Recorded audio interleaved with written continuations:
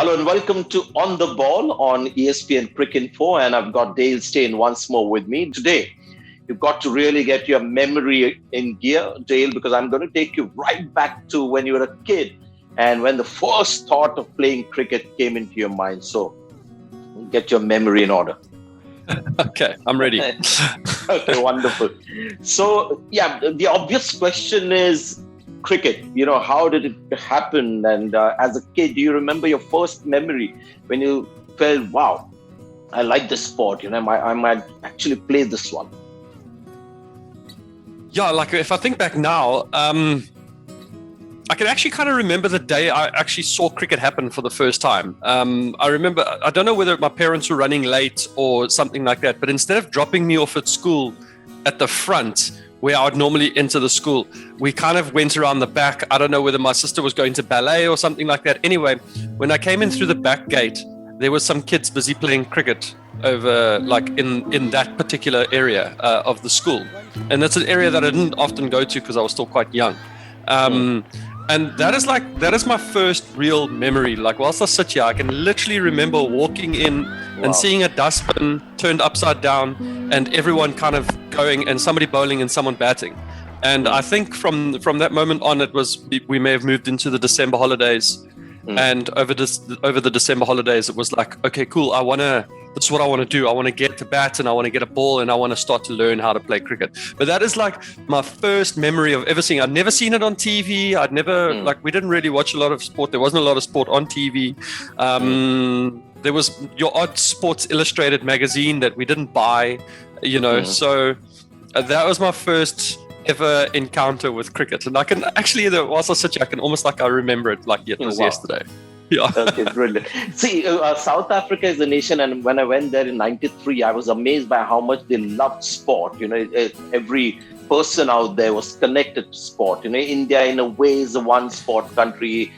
They follow cricket religiously, not so much other sports. So I'm sure when you watch kids playing cricket there would have been other sport as well that kids would be playing, right? But why cricket and not, say, hockey or, athletics or football for that matter? No, I played everything, actually. I did everything. I did a lot of athletics. The town that I grew up in, Palabora, it's in the Limpopo province. If you ever come to South Africa and you ask somebody, where's the hottest place in South Africa, they're going to point you in the direction of Palabora. And so I did a lot of swimming too. Like I spent a lot of time in the water. I did a lot of swimming, played a lot of football and lots of athletics. And somehow I just never came across cricket. Like we actually played a little bit of rugby too. I mean, Palabora is more of an Afrikaans town, like a farmer's town. A lot of Afrikaans people, which has got a massive culture of rugby. So I played a little bit of rugby, but I was a bit scared and I was a bit timid at that age. So I did all the sports. It was just that when I found cricket, I was so much better at it, like immediately. Within a month of messing around with it, I'd like leapfrog the kids that were around me. But I was always good at all the other sports. I won like Victor Lodorum for athletics, and throughout high school, I was really good at athletics and all the other kinds of things. Hockey, I played a lot of hockey. I found skateboarding at about the age of 13. I started skateboarding a lot. But cricket was the one thing that I was always just much better at it. Like I was better than the adults, whereas I wasn't better than the adults at athletics. So, kind of if there was ever a sport that I was going to run with, it was going to be cricket. So you gravitated towards cricket, and you said when you saw that in school, you felt felt like batting and bowling. We'll come to why you picked bowling over batting. But was cricket the choice that you made also because there was a nice organized structure to play cricket in South Africa with a couple of other sports, and also the fact that you would become famous? It was a sport that was watched by a lot of people. Would you have taken up hockey just for the love of it? Or was there an attraction to take up cricket as well? Because at the end of it, all the hard work and the effort, there was a substantial reward. I mean, not so much financial, but just recognition of fame. I suppose the reason why I ended up choosing cricket was just because I felt like I had this, I had a power over the kids around me. I was almost untouchable, when it came to cricket. So I ran with it, whereas when it came to hockey, was really good at hockey. Don't get me wrong, I was a good hockey player, but I was at the same level as all the other kids. You know, at swimming, I was a good swimmer, but if I beat somebody, it would just be like by the touch of a hand, you know. Whereas when it came to cricket, no, I was leaps ahead of the other kids. So it was the one thing that I felt like I had power over, I could dominate on. So if I was ever going to become a professional at something or take something further, it was going to be cricket. And a lot of people around me that were helping me, my parents and my family and other people that had taken attention to me, were pushing me. They were like, you've got something, we can see it. You're dominating the adults. So, you know, this is something that you've got to go with. Right, so it's interesting because I had a little chat with Mahendra Singh Dhoni once, and I asked him, you know, why cricket, and he gave exactly the same reason, because he was another guy who played a lot of sport in the open maidans, you know, in the town that he grew up in. But he felt that if I take up this sport, I could actually be very good at it, and there's some future in it. So it's interesting that both of you had the same kind of approach to selecting, you know, cricket as your sport. Now, when Dale Steyn, you know, felt that he could be the king in that group of playing cricket, was it Dale Steyn, the all-rounder at that age, that dominated amongst his peers, or was it still the bowler Dale Steyn that everybody respected? I kind of did everything in school. I batted and I bowled. Okay. I mean, when I played club cricket, I'd bat lower down the order. I'd probably bat 8 or 9. I actually think when I started playing club cricket, they just put me at 11 because the other guys, even though I batted better than the other guys, they were a lot older than me then. They were like, we're not wasting our weekend so that a 13-year-old can bat ahead of us, you know. But then as I got bigger and I started to get more powerful, I started to slip down the line. And actually, my first year out of school, when I was in my first academy year, I had a bad hamstring injury. So for about 6 months, I didn't really bowl. So I decided that I was gonna bat. I just batted. Okay. And I batted number 3, and I ended up getting batsman of the year at my academy. I mean, like, ridiculous, you know, like. And then I moved to Pretoria to join the Titans. And when I got there, that's when I met guys like, I'd met Faf and I'd met AB and then through high school cricket. But now when I got there, I started to rub shoulders with your Alviro Petersons, the Titans players, your Martin van Jaarsvelds and these guys. And I quickly realized I was a decent batter, but these guys were batsmen. This is what they did. And I thought if I was ever going to play for South Africa or for the Titans for that matter, I needed to focus primarily on my bowling. Which I a little bit regret right now because I think I could have probably averaged closer to 20 and who knows, gone for more money in the IPL if I was a better all-rounder like a Chris Morris. But I was very keen to listen to, I would have averaged as to what is Dale going to say now. You're 40, 45. No. You know, a good friend of mine who used to work for Castle Lager, Rob Fleming, he always wanted me to be like the Brett Lee. He was like, Brett Lee is amazing, great strike bowler, but if you look at the guy's batting average, he hangs in there, he hits a long ball, averages 20 plus. He's like, you can do that. And when I started playing for South Africa, I batted below Makaya, and then through the years, I ended up becoming night watchman. I batted behind Morne Morkel for a while. I don't know how I did that. Morne was pretty good in the start, to be fair. And then I slipped down the order. Being night watchman it's a nightmare. I can face 50 balls and score 1 run. It drops your average big time. So I was like, I'm out of this job. I'm not doing this anymore. It's amazing. You know, the quote that we're going to get from this chat, I'm sure there'll be others as well. The one thing that I would pick out is that the biggest regret in my life, Dale Steyn says, that I couldn't average over 20 and be like a Brett Lee. Sanjay, there's one record that I'm really proud about with batting. If you go and have a look, and I'm no better, hey, but I think I've hit either the 3rd or the 4th most sixes for South Africa in Test match cricket.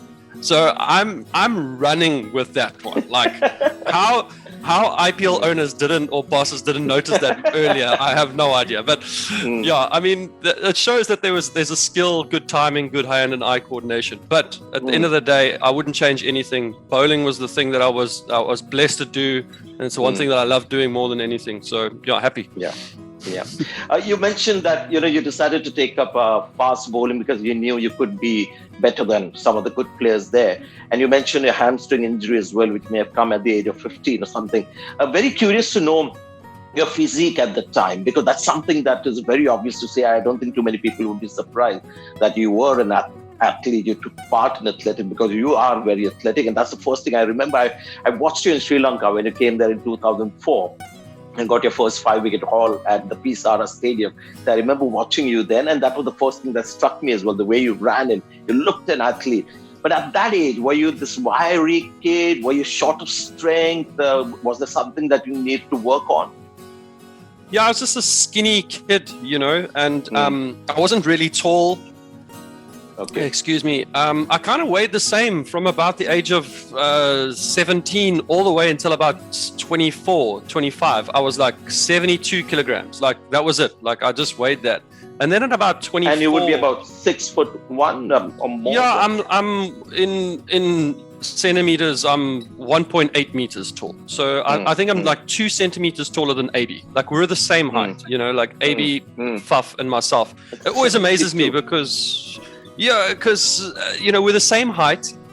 We've kind of got similar physiques. I mean, Fuff's probably the GQ man. He'll make that on the cover of the GQ magazine. But we all kind of run the same pace and everything. Yet, when you put a ball in our hands, the two of them will never be able to bowl more. Combined, they couldn't bowl faster than myself or Rabada or something like that, Which just kind of like amazes me that you can get these guys that look almost exactly the same, but they just can't. You got to be blessed, you somehow. That's where you realize this is what sets me apart from something else. I am blessed in that department. So when is the first time, Dale, you realized, I can bowl fast, and obviously you would have some effect on batsmen who would find less time to bat against you. Maybe some of them would be a little scared of staying running. And when did that realization come that, I can be really quick and I've got this gift? Wow. Hit me at about 14, I think. That's when it really hit me.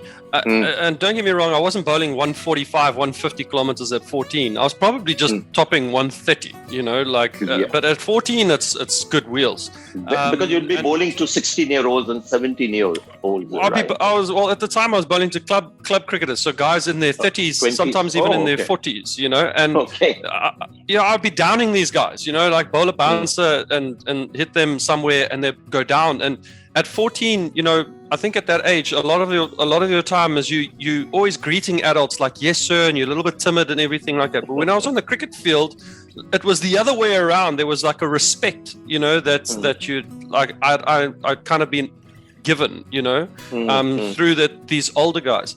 And through that, I started to get this really like powerful feeling that schoolboy cricket became easy for me, I was quicker than everybody else, and I was like, I'm gonna live this, so I stood up with my chest out and my shoulders out, especially when it came to cricket.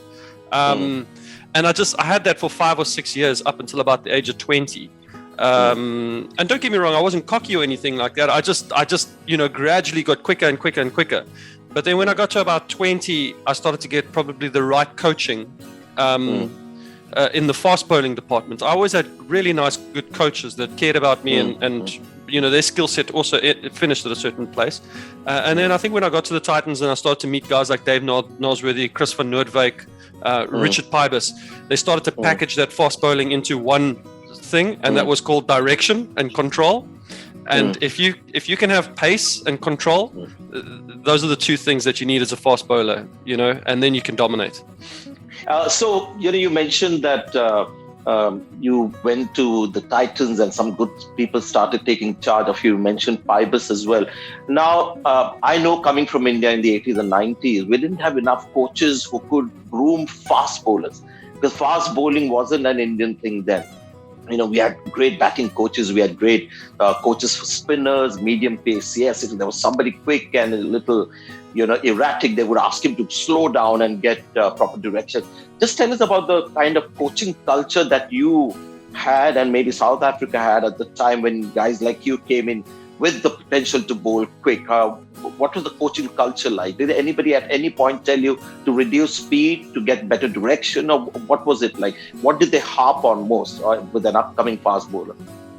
When I was younger, when I was in my teens, my captain and coach, Dave Hawken, he just wanted me to bowl fast. He was my club captain, and he was just like, I don't care if you bowl 30 wides. if you bowl 10 straight balls, you're going to get 10 wickets. That was in his mind. That was it. And he was like, you can't coach somebody to bowl fast. Like I said earlier, with like Faf, AB, and myself being the same height, it's just a gift. He's like, I don't want you to lose that. He's like, but right now, I just want you to bowl fast. Click into your body, figure out how to do it, and just keep doing it over and over and over again. And we will take it, and we will just bring it back in so you can get your direction. And then I met guys like Chris van Noordwijk, who put in a lot of time with me, cone work. Dave Nosworthy, he encouraged me to work a lot with, these bowlers that we had at that time, Alfonso Thomas, and I can go through a thousand different names. Daryl Cullinan was also fantastic. Although he was a batter, he was just so good at being able to get into my mind and teach me how to bowl. And when I met Sean Pollock, he started to really work on like your head and where you put your arm, and Paibi was more mental, and it just kind of all strung together, and the package was really good. So, that's a very crucial time, from the age of 15 to 19, 20. So when you were growing up, the focus, there are three ways people can go. One is, of course, get a guy to play matches after matches, which happens to a lot of Indian batsmen. Tendulkar, in Mumbai, we were just asked to play matches after matches. And the next thing is, of course, net practice, put the nets on, maybe one stump, cones and stuff like that. The other also is to spend a lot of time in the gym. So these are the three sort of areas where you focus on as you're growing up as a fast bowler. How was it for you in proportion, the three areas? When I grew up, I didn't have access to a gym. In my school, I was in hostel, so we just never gymmed. And at cricket practice, we'd joke around, and our coach would make us do like 10 push-ups before we started practice or something. Something silly like that. But I think when I joined the Titans is when I realized that that this came with like this responsibility of being strong, eating healthy, and a professionalism that I'd never seen before or never experienced before. And Rob Walter immediately just made a beeline for me, and he's like, "You're my guy." And I'm like, "Okay, cool." But in terms of athletic ability, I never had any issues. I could run long distance. I was never injured, strangely enough. I could run really quickly, and I had a good tank, which means that I could run as fast in the morning and run all day and still run just as quickly in the afternoon. And the same thing with the ball. I could bowl really quickly in the morning, midday, and afternoon. I just had a good tank. But Rob was like, what we want to do is we want to make you strong so that you don't break down. It's good if you can do that for 2 or 3 days because you got youth on your side, but we want you to be able to do that for 5, 6, 7 days in a row. Always train more, knowing that you're going to do less. So only at about 23, 22 did I start to say, okay, cool, I'll put some time into the gym, but not a lot. I didn't bulk up or anything like that. I just maintained strength, just maintain a good strength. And that's when my weight went up from about 72 to 78. And that was it. I maintained 78 until recently when I stopped playing tests. Now I'm like 79, 80. And I consider myself fat. And I'm like, I got to work on but 79, 80 is fine for somebody who does fishing. Yeah, exactly. As long as you can pick up the tiger fish that you get to yourself, I think you're fine. Yeah. So I shouldn't let go of this opportunity because you've been talking about fitness, such an important part of the game today. Now, through your extensive 15-year career and, the kind of body that you were gifted with, if there's one gospel that you would want to tell any young fast bowler, that this is something that's very important for you to have longevity in the game and to have, long-term fitness, is there one little thing that you have realized that this is the key for long-term fitness? I think train fast. Training fast is the key. I think a lot of people think, I got to go into the gym and I got to really work slowly, work the muscles slowly and get those beach muscles, For me, I was a fast bowler. Everything I did was fast. It's just fast twitch, everything. You'll see me in the field. I'm running quickly. I'm trying to move as fast as I can. I'm also trying to slow myself down so I can maintain energy because I know I got to do this all day. But when I'm running into bowl, I'm running in with energy, and when I'm letting go of the ball, everything is fast. I'm just training. I'm working at a high pace. So when I get into the gym, I feel that none of the work that I should be doing should be slow work. Yes, there should be a period when you get strong. So if you're seeing your bio after an injury or something like that to get that strength back. But when you're at your peak, or when you feel like you're at your physical peak, everything you're doing is power work as fast as you can. Short sprints, power work, power lifting, fast, training your body to work under stress but really quickly. And I would still.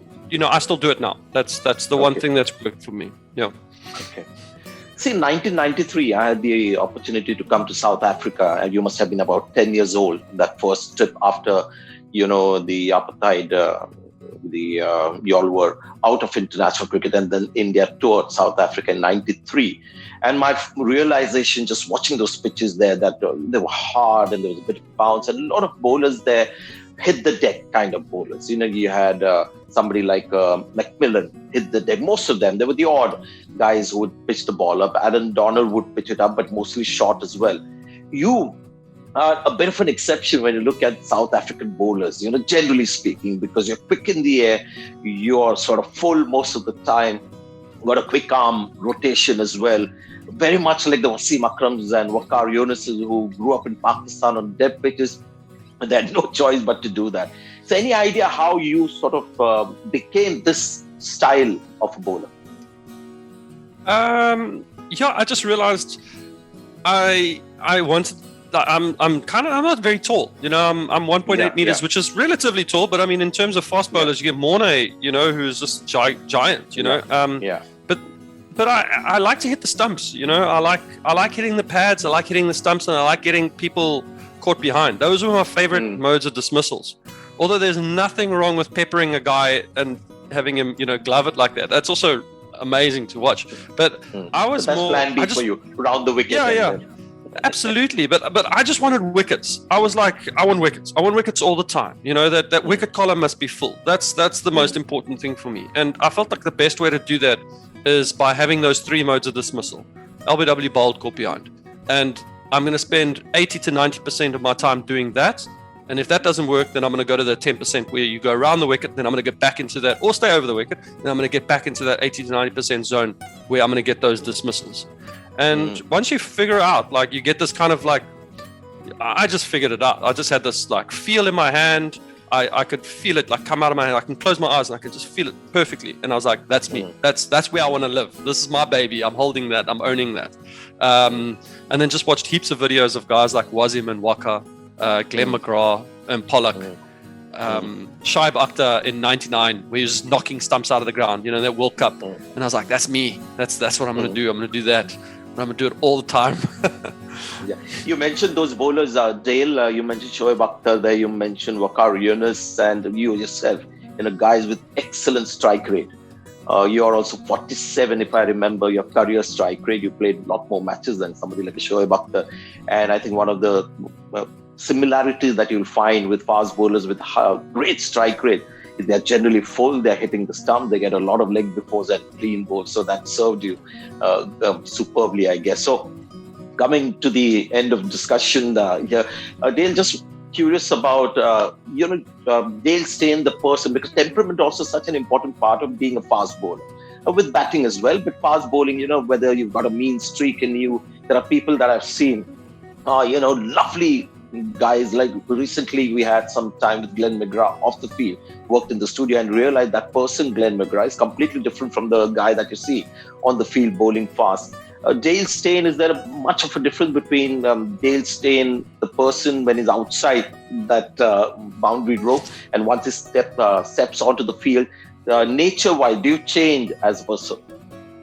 Yeah, completely black and white, I think. I think when you step onto the field, yeah, definitely. I just think that when you step onto the field, you leave everything there. You leave everything on the boundary rope. Obviously, I don't think I've ever really been. There's been moments in the game where you get heated and you might say something ugly to somebody, or done something ugly.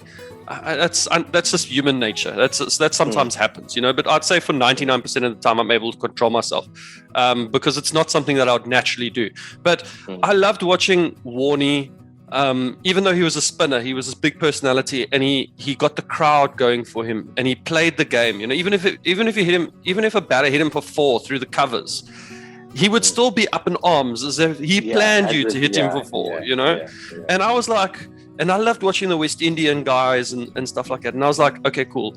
This is what I need to do. Like, I need to put all this stuff together, and I need to create this monster on the field. One that bowls full, swings the ball, one that bowls at high pace, one that can take your head off if he wants to, and one that's in your face and verbally, like, not fully verbals, but just you feel a presence that you don't want to be there, a presence that you don't want to be there the day before you didn't want to be there.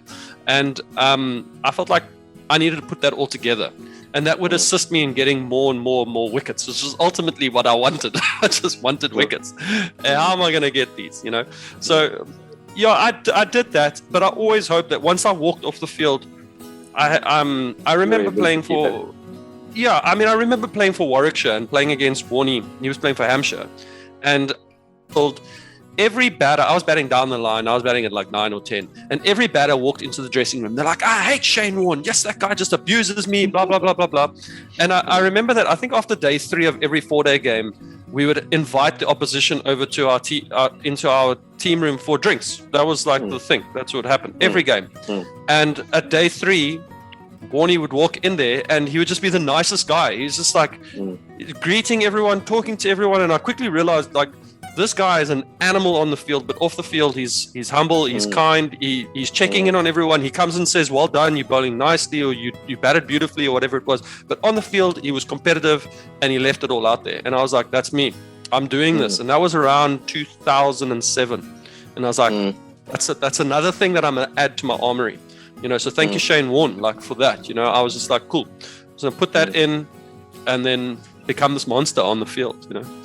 Yeah, it's something that Indians struggle to connect with, you know, this kind of culture, especially the Australian players. They have it ingrained where there are different people on the field, and immediately, you know, after that, if you have a drink with them, you know, they're great company and great people to hang around with.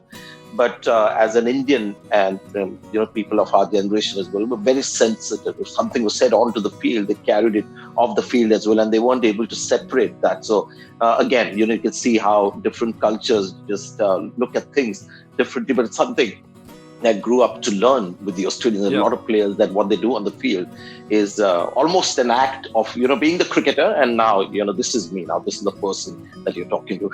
Right. Final question, because I had vowed myself that I will talk to Dale Steyn and not talk about anything about his international career or Dale Steyn, the star cricketer. It was about Dale Steyn till he played the first test match for South Africa, and that happened in 2004 against England. So just maybe if you still remember how you felt when you got the test cap and you're going to make your debut the next day, just your feelings before that test match, and then we'll wrap this up. Yeah, I think when I was overwhelmed. And to be honest with you, I probably wasn't good enough either to make my debut. I know that now. I wouldn't change it, because there were some amazing things that happened in that series. I got Michael Vaughan out with a delivery that people will still come past me. They're like, "Hey, you remember that Michael Vaughan ball?" And I'm like, "Yeah, you know." It's just like, kind of put you on the map, you know, like put me on the map, I should say. But it was just an amazing feeling. And I remember watching Andre Nowell, and he was getting super excited. He would always grab his badge and be kissing the badge. And I thought that's what it was about. You know, I thought it was like, oh, you play for your country, you know, but when you're on the field, whether it's India and Australia or South Africa and New Zealand, it doesn't matter. What matters is the battle that you're in, you know, the confrontation that you're in between bat and ball. And the guy on the other side doesn't care that I'm playing for South Africa. He doesn't care that I'm playing for India. He doesn't care. Only thing that batter is worried about is where I'm going to put that ball, and then where he's going to put the ball, whether he's going to hit it through the covers or pull it or whatever it is. And I had to put that aside. I had to put all those emotions aside and realize that playing for South Africa is a huge honor. But playing for South Africa, there's a lot of responsibility that comes within that. So you have to put that aside, and then you have to focus on the game, which is something that I struggled with probably for my first couple months of international. You know, I thought playing for South Africa was the biggest deal, but it's actually the battle. That's where that's what you got to be really good at. That's where you got to show your skill, not kissing the badge so much. But a wonderful time. I loved it. I was young. Me and AB made our debuts together. I'd never met Sean Pollock, Jock Callis, and these guys until I rocked up at the change room for the first time, and I was like, Wow. "Hi, sir." Okay. It was just amazing, I walk into this dressing room, and here's Makai Antini making all this noise. He's the loudest man I've ever heard in my life. I had one pair of boots. Polly snuck me another pair of boots. He's like, "Yeah, you can use these." He became my shoe sponsor for a couple of years after that. Okay. Yeah, I had a corny savings account that Mark Boucher then came up to me and he's like, "Okay, listen, you're going to start making money now. We need to get you a proper banking account," and these guys really just taught me all about life, So when I look back at it now, it was a wonderful journey, and like they just taught me everything that I know now. I really have to be thankful for cricket was great, but it was the other stuff that really taught me about life, which I appreciate. You're so right. We have a great profession as well now, talk about the game, which is fun, watching the game. But that's one thing that I also miss, the camaraderie, being together, spending time together and looking after each other and going to the highs and lows together is great fun. So you're absolutely right. Thank you once again, Dale, for this very open Pleasure. chat. I love your memory. You could, remember your first sighting of the sport at school level and all that. So thank you for another gem that you've given us with this chat. Thank you very much. It's a pleasure. Thank you. Thank you.